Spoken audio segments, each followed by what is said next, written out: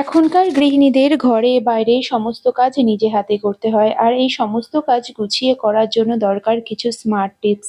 এই smart tips follow করে যদি আমরা কাজগুলোকে গুছিয়ে নিতে পারি, তাহলে আমরা আমাদের সংসারের সমস্ত কাজ অনেকটা কম সময়ে কমপ্লিট করতে পারবো। তার সাথে সাথে মাস গেলে অনেকটা পরিমাণে টাকাও কিন্তু আমাদের হাতে বেঁচে যাবে।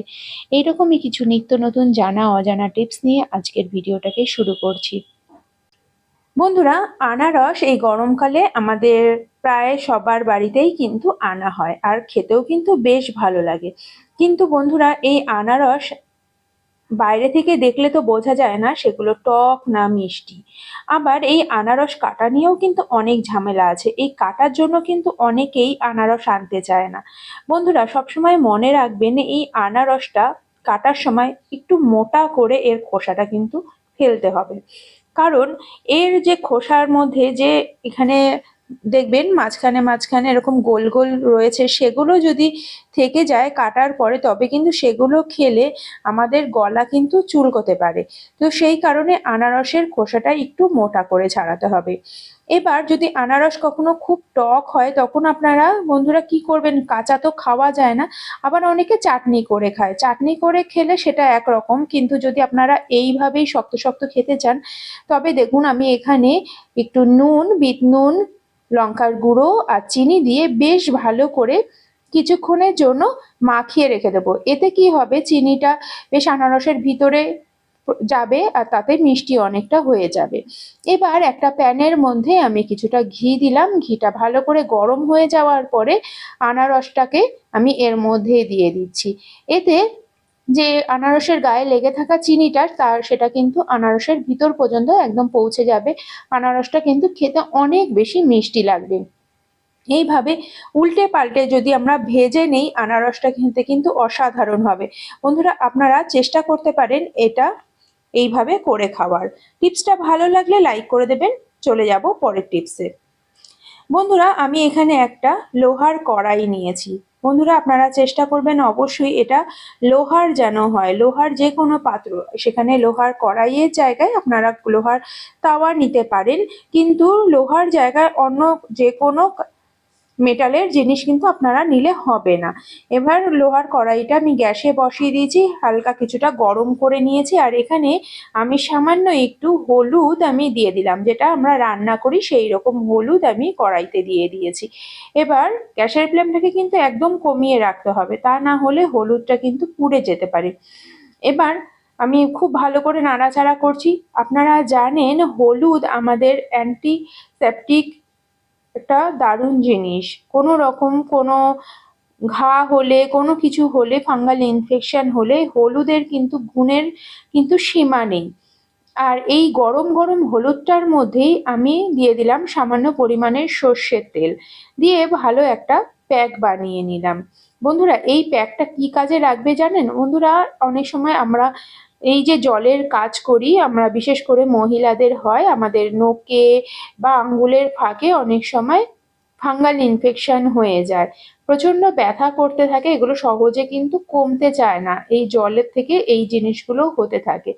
বন্ধুরা, আমরা যদি এইভাবে হলুদটাকে গরম করে এইভাবে সর্ষের তেলের সঙ্গে মিশিয়ে এইভাবে হাতে যেখানে যেখানে আমাদের প্রবলেম হয়েছে সেখানে সেখানে খুব ভালো করে লাগিয়ে বেশ কিছুক্ষণের জন্য যদি রেখে দেই, তবে কিন্তু আমাদের এই প্রবলেমটা অনেকটাই দূর হবে। আপনাদের পায়ে হলে পায়েও লাগাতে পারেন। টিপসটা ভালো লাগলে লাইক করে দেবেন। চলে যাব পরের টিপসে। বন্ধুরা, আমরা বাঙালিরা বিশেষ করে এই ধরনের মোটা বেগুন ভাজা খেতে তো ভীষণ ভালোবাসি, কিন্তু এই বেগুন ভাজতে গেলে হয় অনেকটা ঝামেলা, প্রচুর পরিমাণে তেল চুষে নেয়। তো বন্ধুরা, আজকে একটা ছোট্ট টিপস আপনাদের কাছে দেখাচ্ছি, যাতে বেগুন ভাজতে গেলে আপনাদের কিন্তু তেল একদমই খরচ হবে না। বন্ধুরা, বেগুনটাকে আপনারা প্রথমে কেটে নেবেন। কেটে 5 থেকে 7 মিনিটের মতন এইরকম জলে ডুবিয়ে রেখে দেবেন। বেশ ভালো করে জলে আপনারা কিছুক্ষণের জন্য ডুবিয়ে রাখলে, এবার জল থেকে উঠিয়ে নিলাম আমি। জল থেকে উঠিয়ে নিলাম। এবার এর মধ্যে আমি দিয়ে দিলাম নুন, হলুদ আর চিনি। কারণ আমরা বিশেষ করে বাঙালিরা কিন্তু বেগুন ভাজায় একটু মিষ্টি টেস্টটা কিন্তু ভালোবাসি। সামান্য একটু চিনি দিয়ে খুব ভালো করে মাখিয়ে বেশ কিছুক্ষণের জন্য কিন্তু রেখে দেবো। এইভাবে মাখিয়ে রাখলে বেগুনে কিন্তু তেল একদম কম চষে। তারপরে আর একটা ছোট্ট জিনিস আপনাদেরকে করতে হবে, বেশ কিছুক্ষণ আমি যখন মাখিয়ে রাখার পরে যখন আমি ভাজবো, এর উপর থেকে শুকনো বেসন এইরকম ভাবে লাগিয়ে দিলাম। শুকনো বেসন নেবেন, আপনাদের কোনো রকম কিন্তু বেসনের ব্যাটার তৈরি করতে হবে না। এখানে আমি শুকনো বেসনটাকে এর উপরে লাগিয়ে দিয়ে তারপরে যদি তেলে ভাজি, এরপরে কিন্তু আপনাদের একদমই তেল খরচ হবে না, বেগুনটাও কিন্তু টেস্ট অনেক বেশি হবে, তাছাড়া এটা কিন্তু বেশ সুন্দর নরম বেগুন ভাজা হবে। টিপসটা ভালো লাগলে লাইক করে দেবেন। চলে যাচ্ছি পরের টিপসে। বন্ধুরা, আলু এমন একটা সবজি, প্রায় সব রান্নাতেই কিন্তু আলু লাগে।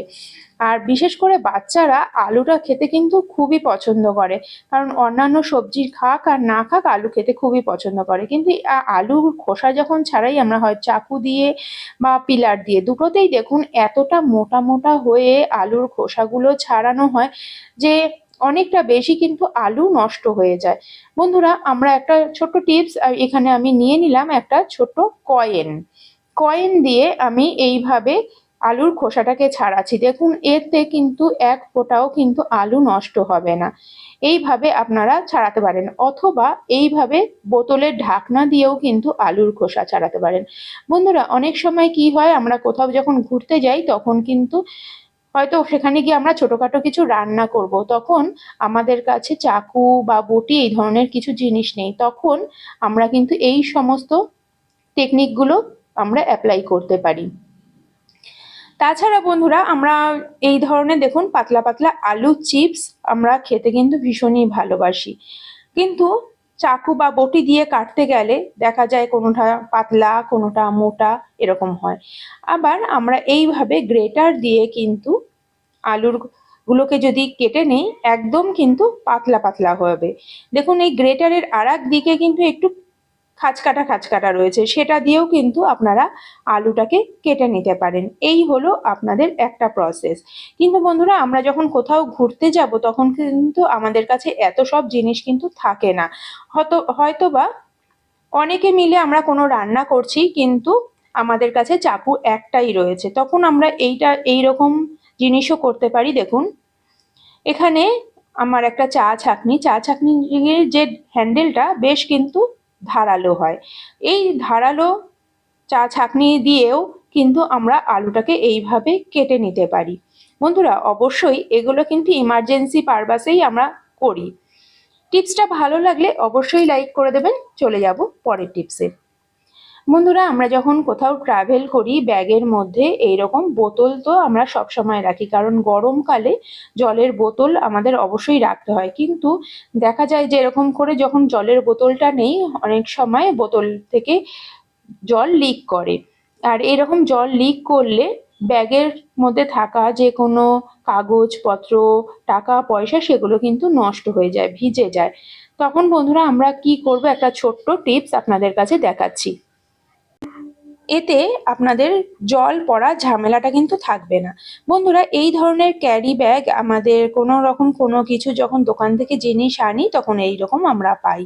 এই রকম ক্যারি ব্যাগে ঠিক দেখতে পাচ্ছেন আমি ঠিক এইভাবে কোনাকুনি একটু কেটে নিলাম, এইভাবে কোনাকুনি কেটে নিলাম। এবার আমরা কি করব, জলের বোতলের ঢাকনাটা খুলে এইভাবে বোতলের মধ্যে আমি প্লাস্টিকটা লাগিয়ে দিলাম। এইবার ঢাকনাটাকে বেশ টাইট করে লাগিয়ে দিচ্ছি। এবার দেখবেন কোনোভাবেই কিন্তু জল আর লিক করবে না। দেখুন আমি দেখিয়ে দিচ্ছি, এবার আর কোনো রকম ভাবে কিন্তু জল লিক করছে না। আমি প্রচন্ড বেশি চাপ দিচ্ছি, চাপ দিয়েও কিন্তু কোনো রকম ভাবে জল লিক করছে না। টিপসটা ভালো লাগলে লাইক করে দেবেন। চলে যাচ্ছি পরের টিপসে। বন্ধুরা, এই যে স্টিল উল আমরা প্রায় প্রত্যেক বাড়িতেই তো কাজে লাগে, কারণ বাসন মাজার জন্য স্টিল উলটা খুবই দরকার। কারণ স্টিল উল দিয়ে অনেক বেশি তাড়াতাড়ি কিন্তু বাসন মাজা হয়ে যায়। কোনো রকম মোটা কিছু যদি লেগে থাকে বাসনের মধ্যে, সেটা স্টিল উল দিয়ে ঘষলেই সঙ্গে সঙ্গে উঠে যায়। কিন্তু বন্ধুরা, এই স্টিল উল আমরা বেশি দিন ব্যবহার করতে পারি না, কিছুদিন পরেই নষ্ট হয়ে যায়।